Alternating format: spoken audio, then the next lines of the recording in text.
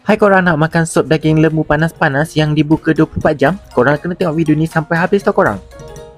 Tempat ni bukan je Muslim friendly, tapi sup dia memang padu gila, panas, pekat dan puas hati. Harga pun berpatutan je. Kedai ni dekat Bangsa Village tau korang. Menu kat sini pun banyak pilihan tau. Aku dah try daripada sesame sauce noodle with beef. Daging dia memang tak kedekut langsung. Lepas tu kena pula dengan sup panas-panas tu, memang layan habis. Dan next aku try pula dia punya beef pie. Penuh inti, tak kosong. Tekstur je macam roti canai, tapi penuh dengan flavor lain macam betul.